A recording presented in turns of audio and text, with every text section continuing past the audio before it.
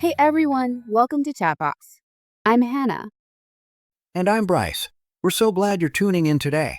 We've got a fun conversation lined up that's sure to spark some interesting thoughts. Yeah, today we're diving into the great Thanksgiving leftovers debate. Best and worst options revealed.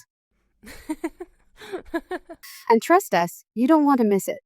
So grab your plates or leftovers, get comfy, and let's jump right in. All right, let's dive in. Today we're going to be talking about something that I think everyone can relate to, Oh, yeah. Thanksgiving leftovers. Yes. Because, honestly, Well, who doesn't have well, strong opinions Yeah. about leftovers? absolutely. Like good, the bad, the ugly. What are we going to do with all this food? Exactly. Like which ones are we excited to eat again? And which ones are like maybe we'll just push to the back of the fridge and hope nobody notices. Uh-huh. So to help us unpack all of this, we're going to be looking at this really fun piece from Chat. Okay. It's called The Great Thanksgiving Leftovers Debate. Love it.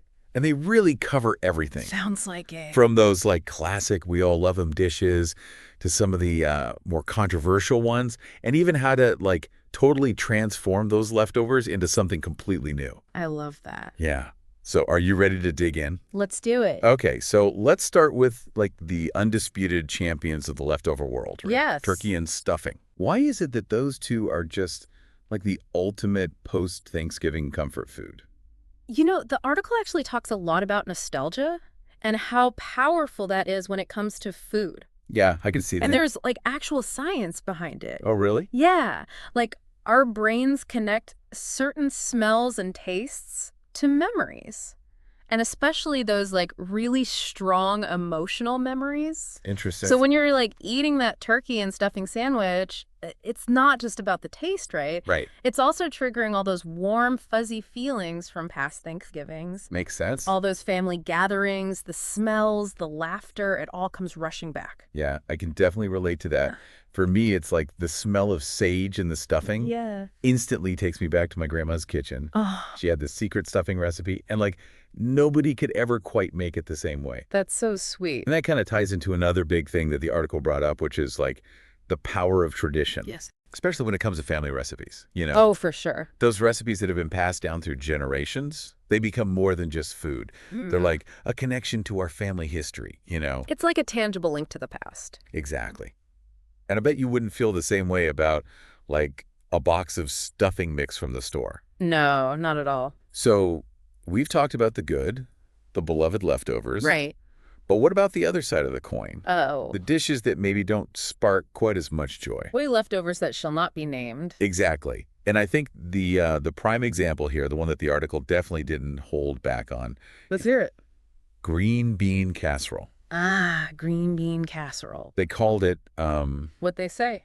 unappetizing with age. Ooh, harsh. And they talked about how the creamy texture can get, well, let's just say not so appealing after a few days in the fridge. You know, I gotta say, though, I Yeah. think it depends, right? Like, Yeah. I know people who actually loved leftover green bean casserole. Okay, that's fair. But I get it. It's definitely one of those dishes that can be a little divisive. I'm kind of on the fence with that one. Yeah. I think it really depends on how it's made. You know? Really. If it's like fresh ingredients, homemade sauce, maybe I could be persuaded. I'm with you there. But that like mushy, overcooked version that's been sitting around for a week, Hard pass. yeah, thanks. And you know, there's actually a scientific reason why some leftovers, let's just say, don't age so gracefully. Okay, I'm listening. It all comes down to like chemical reactions that happen as the food sits. Oh, interesting. Certain ingredients, they just break down over time, and that's what leads to that, you know, mushiness or change in flavor. So it's not just us being picky. Not always. There's actual science behind it. Sometimes, yeah. Fascinating. But green bean casserole isn't the only leftover with a bit of a questionable reputation, right? Right. What else did they talk about? The article also mentioned cranberry sauce as being like a love it or hate it kind of leftover, Cranberry sauce, huh? but they didn't really get into why it's so polarizing. Oh, that's interesting. So I'm curious, what do you think it is about cranberry sauce that makes it so divisive? Well, unlike the green bean casserole where there's like a clear scientific explanation for why it might get, mushy. Right. I think cranberry sauce is more about personal taste Yeah. and maybe even like cultural baggage. Cultural baggage. Okay, now I'm really intrigued. Yeah, think about it. Okay. Cranberry sauce, especially that like canned variety, is seen as this super traditional American Thanksgiving side dish. Definitely. But those strong flavors, that jelly texture, Yeah. it can be a lot for some people. It's true. I know people who absolutely adore it and others who find it completely repulsive. It's like a Thanksgiving taste test. Totally. Like, do you have a sophisticated palate or are you a cranberry sauce hater? Haha, exactly. Yeah. And that's where I think the cultural aspect comes in. Our upbringing, our family traditions, even just like our exposure to different foods, all shapes how we perceive certain flavors. Makes sense. So for some people, cranberry sauce might equal like warm childhood memories and family gatherings. Mhm. But for others, it might be totally foreign and not at all appealing.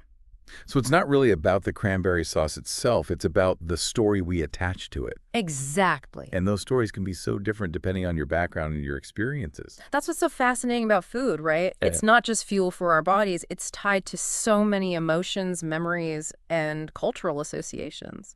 And that's especially true when it comes to holiday food, like Thanksgiving leftovers. Absolutely. And I think that's a perfect segue into the next part of our deep dive, Okay. where we'll explore how a professional chef is tackling these leftover challenges with a whole new level of creativity and culinary genius. Because, as we've seen, leftovers aren't just about reheating. They're an opportunity to transform, reinvent, and maybe even rediscover those Thanksgiving flavors in a whole new way. I like that. Sounds exciting. It is. Get ready to be inspired. Okay, let's do it. All right, so So you know what I really liked about this Chat the Oaks article is that they actually talked about reinvention when it came to leftovers. Oh, yeah. Like really pushing us to think beyond just, Yeah. the same old turkey sandwiches and reheated casseroles. It's like they're giving us permission to get creative in the kitchen. Exactly. And to help us with that, they actually brought in like a professional chef No. to share their insights on turning those leftovers into something amazing. Okay, I'm all ears. What was their main philosophy on leftovers? Well, this chef believes that leftovers shouldn't be a burden, Right. but an opportunity Yeah. to get creative and make something new and exciting. I like that. Yeah, and they actually shared some really cool examples. Okay, hit me with it. You ready for this? I'm ready. Turkey tacos.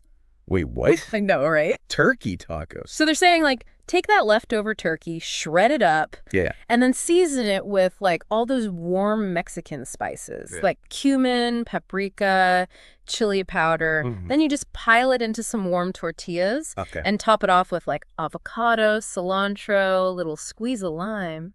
That sounds amazing. It's like Thanksgiving meets a fiesta in your mouth. I never would have thought of that. Right. It's so creative. Yeah, it's like taking those familiar Thanksgiving flavors Yeah. and giving them this whole new twist. And it shows you how just a little change in perspective Yeah. can completely transform a dish. That's so cool. But wait, there's more. Okay, bring it on. What about stuffing pancakes? Stuffing pancakes. Stuffing pancakes? Oh, yeah. You're blowing my mind right now. I know, right? Imagine those fluffy pancakes Yeah. infused with all those savory herbs and seasonings from the stuffing. That's next level genius. And the chef even suggested some topping ideas, Like what? like a poached egg for a richer breakfast vibe, Oh my God. or a drizzle of gravy. Okay, stop. I'm getting hungry. Right. So good. This chef is reading my mind. I know, right? It's like they took all the best parts of Thanksgiving Yeah. and turned them into something completely new. It really shows you how versatile those ingredients can be. Exactly. We tend to think of them as just Thanksgiving food, Right. but they can be so much more. But wait, did they have anything for dessert? They did. And this one's a real showstopper. Okay, lay it on me. Cranberry sauce cheesecake. Whoa, hold on. Cranberry sauce cheesecake. That's a combination I never would have thought of. Right. Who would have guessed? So how does that even work? So imagine this. You Mhm. got this creamy, rich cheesecake, Yeah. and then it's swirled with that tart, tangy cranberry sauce. The flavors would be amazing together. The tartness of the cranberry would cut through the richness of the cheesecake. That's actually brilliant. Yeah, it's the Yeah. perfect balance of sweet and tangy. This chef is officially my new hero. I know, right? They're the king or queen of leftover transformations. And what I love is that, the article didn't just stop at sharing these ideas. Yeah. What else did they do? They actually encouraged like the whole community to get involved. I love that. Yeah.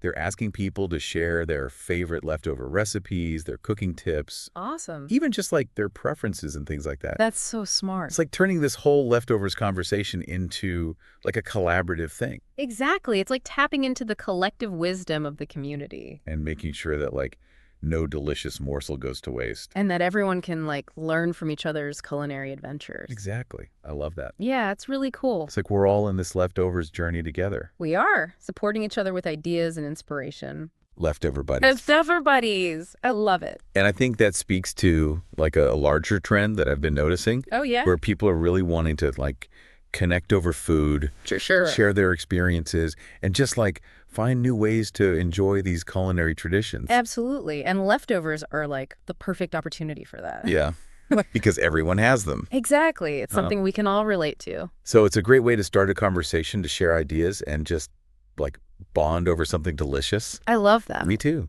It makes those leftovers feel a little less leftovery. And a lot more fun. Exactly. Fun leftovers. Who knew? I know, right? It's a whole new world.